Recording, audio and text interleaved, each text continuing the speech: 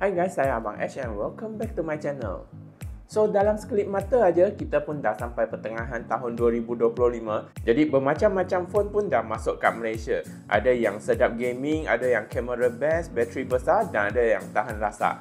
Tapi kalau nak beli phone yang baru tu, mana yang paling best? Kalau korang nak tahu apa phone yang best tu, korang kena tengok video ni sampai habis. Sebab kat hujung video ni, saya akan berikan link untuk dapatkan diskaun sehingga 20% dan korang pun boleh beli harga phone tu dengan harga lebih murah daripada kedai offline. So, kalau korang rasa video ni dapat membantu korang, korang scanlah QR code saya dan transfer duit ke aku. So, tanpa membuang masa, inilah senarai 7 telefon terbaik bawah 800 yang masih berbaloi untuk dibeli pada tahun 2025 ni. Yang ketujuh, kita akan berikan kepada Nubia Neo 2 5G.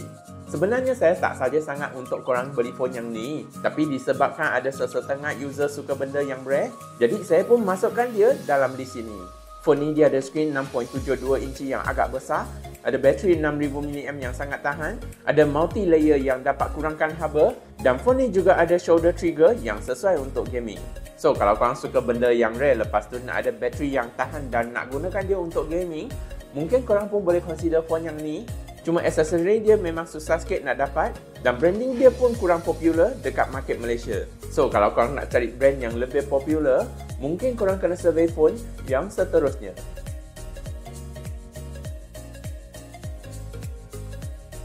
Yang keenam, kita akan berikan kepada Oppo A5 Pro. Oppo A5 Pro ni sebenarnya dijual pada tanda harga 899 semasa raya, tapi selepas raya, korang dah boleh dapat phone ni dengan harga 799. Phone ni dia ada bateri 5800 yang agak besar, ada water resistant IP69 yang boleh tahan air panas, ada 360 degree signal yang kuat tarik line, dan phone ni juga ada feature tahan lasak. So, kalau korang nak phone yang ada feature tahan lasak, bateri tahan dan nak gunakan dia untuk kerja rider, mungkin korang pun boleh consider phone yang ni. Cuma version ni adalah jenis 4G dan bukannya network 5G. So, kalau korang nak phone yang jenis 5G tu, mungkin korang kena survey phone yang seterusnya.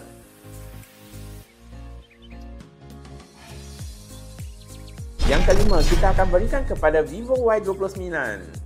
Phone Vivo ni adalah antara phone yang ada bateri yang paling besar dekat segmen ni, sebab kapasiti bateri dia memang besar macam lembu, dan phone ni juga ada feature tahan lasak.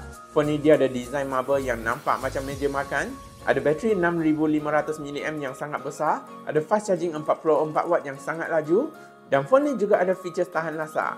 So, kalau korang nak phone yang ada feature tahan lasak, bateri besar dan ada fast charging, mungkin korang pun boleh consider phone yang ni. Cuma phone ni adalah version 4G dan bukannya jenis yang 5G. So, kalau korang nak cari phone yang ada 5G tu, mungkin korang kena cari phone yang seterusnya.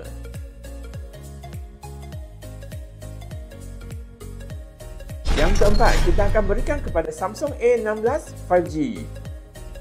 Phone Samsung ni sebenarnya dijual pada tanda harga 899, tapi sekarang korang dah boleh dapat dengan harga bawah RM800 dan phone ni juga boleh digunakan untuk jangka masa yang lama.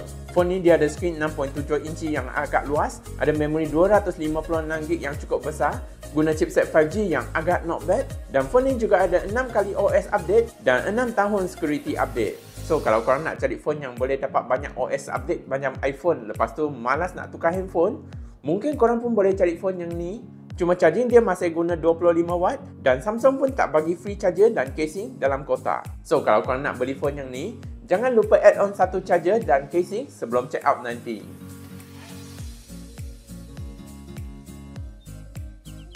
Yang ketiga, kita akan berikan kepada Tecno Camon 30S. Sebenarnya phone ni dia dah ada dalam kategori bawah 700, tapi yang bawah 700 tu adalah varian 128GB dan bawah 800 tu adalah jenis yang 256GB. Phone ni dia ada curved screen AMOLED yang nampak premium, ada memori 256GB yang agak besar, guna sensor Sony IMX896 yang agak power, dan phone ni juga support dual speaker Dolby Atmos. So, kalau korang nak cari phone yang ada kamera yang cantik dan ada design yang premium, mungkin korang pun boleh consider phone yang ni. Cuma phone ni adalah version 4G dan bukannya jenis yang 5G. So, kalau korang tak suka phone yang jenis 4G dan nak cari phone yang 5G tu, mungkin korang kena cari phone yang seterusnya.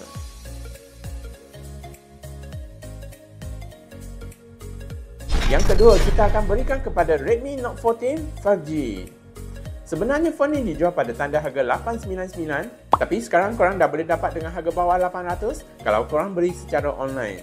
Phone ni dia ada screen AMOLED 6.67 inci yang nampak terang, ada kamera 108 megapiksel yang nampak details, ada fast charging 45W yang agak laju, dan phone ni juga support network 5G. So kalau korang nak cari phone yang ada 5G, guna AMOLED dan ada dual speaker Dolby Atmos, mungkin korang pun boleh consider phone yang ni.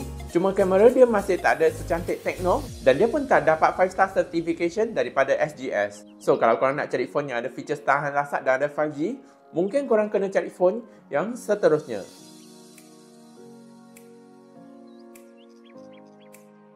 Yang pertama, kita akan berikan kepada Honor X9C Smart. Sebenarnya phone ni dijual pada tanda harga RM1,099, tapi sekarang dah ada seller yang offer phone ni dengan harga bawah RM800. Phone ni dia ada screen 6.8 inci yang sangat besar, ada features tahan air dan ada tahan lasak, ada bateri 5800 yang sangat tahan, dan phone ni juga support network 5G. So kalau korang nak cari phone yang ada features tahan lasak, 5G dan ada bateri yang tahan, mungkin korang pun boleh consider phone yang ni. Cuma kamera dia masih tak setanding dengan Tecno Camon 30S dan skrin dia adalah jenis yang LCD. So kalau korang prefer screen AMOLED, korang boleh pilih yang Note 14 5G. Tapi kalau korang nak phone yang lebih tahan lasak, Honor X9C Smart ni dia dapat certification 5-star dari SGS.